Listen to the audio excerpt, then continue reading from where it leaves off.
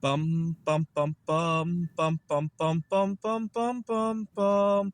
The Peter Like Show. Bum bum bum bum bum bum bum. All right, please continue to pray for me by leaving a like on this video. We're getting to the time of the year where I'm going to be negotiating contracts. I teach at Glendale Community College, and I want to take a short leave during the summer. We have 2 summer sections, each about 7 weeks. And I want to take a leave for one of those sections. And the reason for that is that I live in Phoenix, Arizona. It can be 115, 120, especially that second section. I'd rather work the first one. And I want to travel somewhere cooler, especially travel to Poland. The cost of living is less there. That will help offset some of the costs of flying there. And I tend to mingle better there with people. Here in the United States, a lot of times I go to a meetup group and I sit down. There might be 10 people, 10 to 20 people, and all of the eyes and ears will point away from me. It's almost like a in-person version of ghosting. And so that is not an uncommon circumstance. Even with just 3 people, a lot of times none of the eyes will point at me. I was talking to a friend about this matter, and he actually suggested that next time I'm talking to somebody and somebody comes along and steals the eyes away, is to actually speak, raise my voice and say, "Excuse me." I don't have the nerve to do that, and a lot of times it's really not my place to do that either. And so that it's not an uncommon circumstance for me to run into that.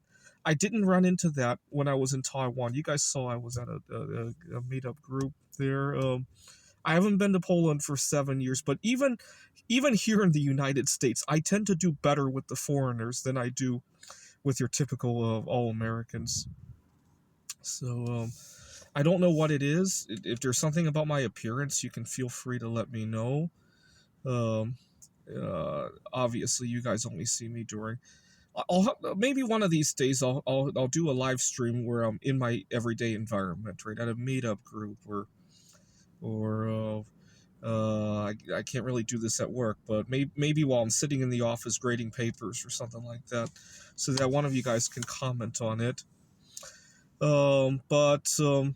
So today I'm going to try and find out about scheduling and see if that is even feasible. One thing I've learned about workplace ass is that I actually find that by asking for concessions at work, whether it be vacation time or things that I want, I actually get a lot more respect.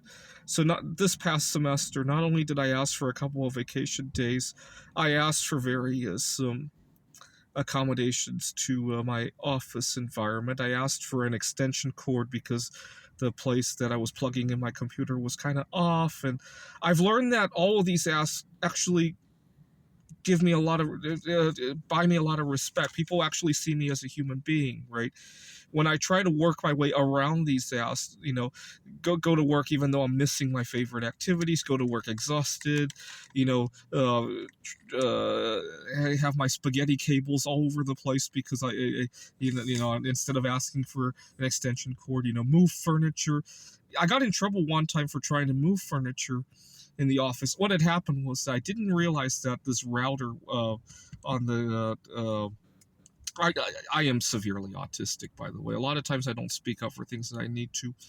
I was trying to move this furniture in order to accommodate a computer monitor that I had. And when I did so, I accidentally tipped over a router. This was back in the old days. I was going to school in Rochester Institute of Technology, and I didn't tell anybody about that. And a couple weeks later, HR comes to me upset that I had destroyed their router, and people were disconnected. Somebody's project had quit in the middle of the night as a result of that. I had another incident. This was when I was an undergraduate, actually. I had no. This was when I was working on my PhD at the first school that I attempted it.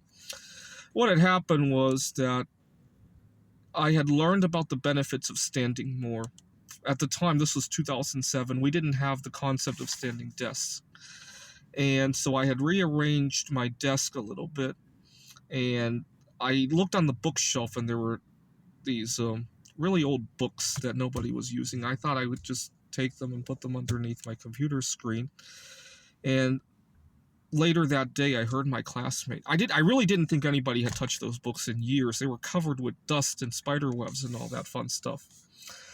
Later that day, my classmate comes by and says, "Oh my God, somebody stole my books. You gotta lock the room." And he was so upset. He said that the books had a lot of sentimental value and all that, or something like that. And he was so upset. I knew where the books were, but he was in such a bad mood that I didn't want to talk to him. So I checked out of the office and I went home to think about what to do with it. The next day I come back, the books are back on the shelf. I figured that he had figured out what had happened, and I thought the whole thing had blown over. But he was so upset. He complained to our dean and all that. And when the dean came to question me, I still didn't explain why I took the books, because I was embarrassed by the fact that I wanted a standing desk. You see, all of this could have been avoided had I just started with, hey, I'd like to be standing more. At the time, it was a very fringe thought, though. This is back in 2007, right? At the time, it was a very fringe idea. That's why I was embarrassed about it. But you know what? Lately, I've learned that even if I have a fringe idea, as long as it's not affecting somebody else, the fact that I want to stand, right, just bring it. The fact that you have, it makes you human to have desires, right? So, for example, the only thing that might be tricky is that if your idea might have might cross with politics, right? So, for example, I get very nervous telling colleagues that I want to go out to see an eclipse, because some people have very, very strong political or religious views on flat earthers, religious issues, and that's the only time where I would somewhat hesitate. But wanting to get exercise, wanting to spend time with family, just throw it out there, right? And I still cannot believe there were so many times where I could have de-escalated that. I could have started with, hey, I like a standing desk. I would, or after the guy had come back, you got to remember, this is 2007. We didn't have the kind of technology we have now. Nowadays, I could probably instantly find his Facebook and apologize to him after I step out of the building at a safe distance. Right? Hey, I didn't realize those were your books. I apologize. They're very nice books. Good choice of books to study. Something to that effect. I could have told my dean about it. I could have even invited the three of us to talk together about it. I could have even asked for a standing desk. But at the time, I let emotions get in the way of that. And that's not uncommon for me. A lot of times, what could have been a simple ask becomes something that gets me in serious trouble with everybody involved, right? So right now, I'm kind of in a dilemma here. I had a meetup group that I was going to regularly, but because I allowed something that I wanted to ask for fester for too long, I won't go into the details. I've learned that I get a whole lot more respect asking for things, even things that are outside of my reach, than I do just beating around the bush about it, right?